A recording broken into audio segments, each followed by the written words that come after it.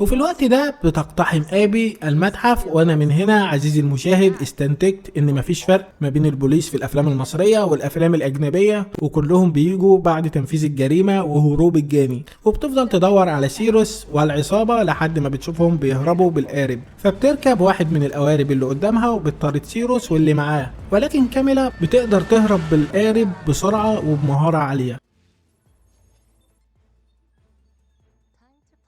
Are you sure this is safe?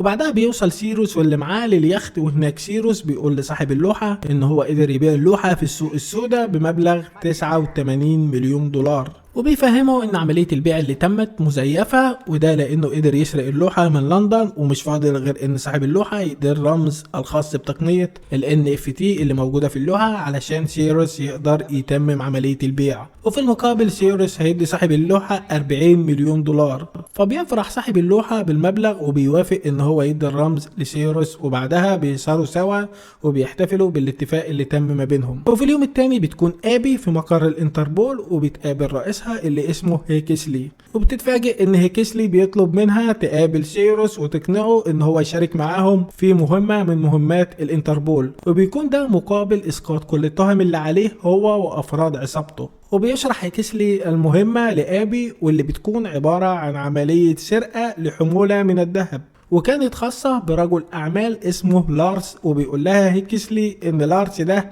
هينقل الذهب في طيارة من لندن لمدينة زيورخ في سويسرا، وده علشان هيسلمها لعصابة إرهابية من الهاكرز. وبتعرف ابي إن لارس اتفق مع عصابة الهاكرز دول علشان يخترقوا أنظمة البنية التحتية في مدينة من مدن أوروبا، وهيعطلوا الأنظمة التحكم في المية وهيغرقوا المدينة بالكامل، وده هيخلي لارس يقدر يسيطر على البورصة ويتحكم في الأسهم ويكسب مليارات من الدولارات. ولكن بيظهر إن ابي مش عايزة إن هي تتعاون مع سيروس، ولكن هيكسلي بيفهمها إن هما ما عندهمش حل تاني، خصوصا إن الانتربول بقاله فترة بيراقب لارس وما قدرش يلاقي أي دليل ضده.